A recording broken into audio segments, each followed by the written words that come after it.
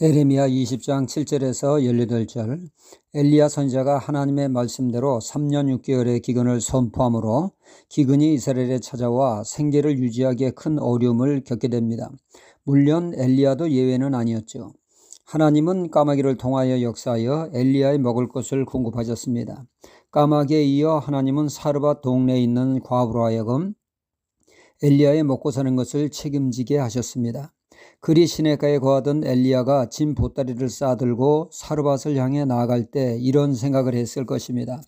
하나님께서 긴긴 가뭄에도 먹고 사는데 전혀 문제가 없는 대단한 부자 과부를 붙여주시는구나. 잔뜩 기대하며 길을 떠나지 않았겠습니까? 사람이라면 100이면 100 그런 생각을 했을 것입니다. 하지만 막상 가보니 엘리야가 예상한 것과는 정반대였죠. 엘리야가 만난 과부는 긴긴 가뭄에 남은 밀가루는 한 바가지만 남은 상태였습니다. 마지막 남은 밀가루로 빵을 구워 아들과 함께 마지막 식사를 하고 굶어 죽을 수밖에 없는 딱한 처지였습니다. 도움을 받기는커녕 오히려 도와줘야 할 딱한 처지에 놓인 과부였던 것입니다. 이렇듯 하나님이 하시는 일이 우리의 생각과 너무나 큰 차이가 나는 경우가 허다합니다. 우리의 예상과 기대에 너무 빗나가서 자연스레 우리는 갈등하고 고뇌하게 됩니다.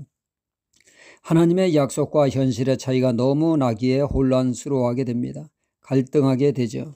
아브라함 같은 경우도 그렇습니다. 아브라함은 하나님께서 복의 복을 더하여 풍요의 복을 받았습니다. 하지만 그에게 2% 부족한 것이 있었는데 대를 이을 자녀가 없다는 것이죠. 아브라함이 생각한 것은 종중에 착한 애를 양자로 삼는 계획이었으나 하나님은 그를 데리고 하늘의 무뼈를 보이시며 너의 후손이 이같이 많으리라 약속하셨습니다. 현실적으로 할머니 사라가 임신한다는 것은 불가능한 일이지만 약속을 믿고 꺼진 사라의 배가 남산만큼 솟아오르기를 10년째 기다리다 부부는 지치게 되었고 결국 시바지를 두게 됩니다. 하나님의 말씀은 대단한데 현실은 그 반대로 흐르니 그만 초조해서 인간적인 방법, 세상적인 방법을 동원한 것입니다. 이스라엘 백성도 그렇죠. 애굽의 종살이에서 나올 때 하나님은 적과 꿀이 흐르는 가나안 땅을 주시마 약속하셨습니다.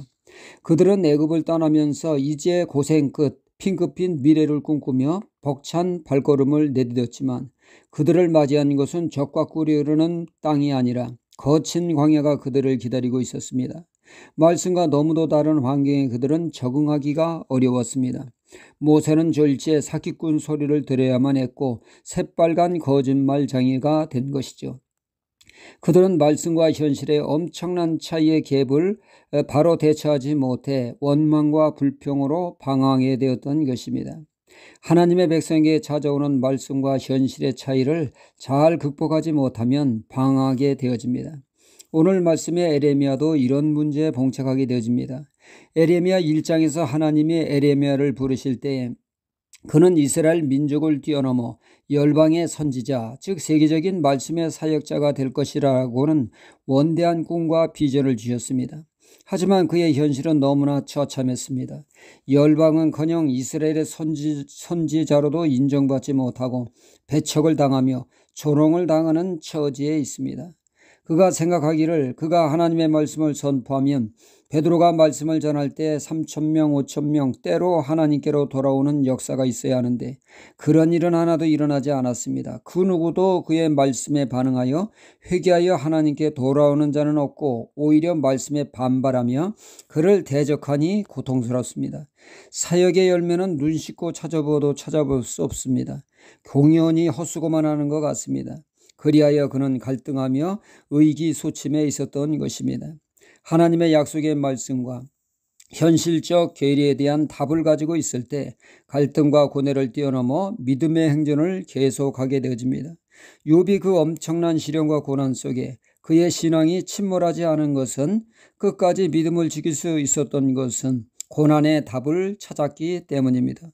욥의 친구는 죄에 대한 대가로 고난이 주어졌다고 인과응보라고 하지만 욥은 알았습니다. 그의 고난이 죄값이 아니라 하나님이 그를 축복의 그릇으로 연단하는 것이라고 말이죠. 그리하여 그는 고백하기를 욥기서 23장 10절에 나의 가는 길을 오직 그가 아시나니 그가 나를 단련하신 후에 내가 정금같이 나으리라. 우리도 이것과 같이 말씀과 현실의 괴리에 하나님의 말씀 안에서 답을 찾아 믿음의 행진을 계속하는 하나님의 사람이 되어야겠습니다. 할렐루야.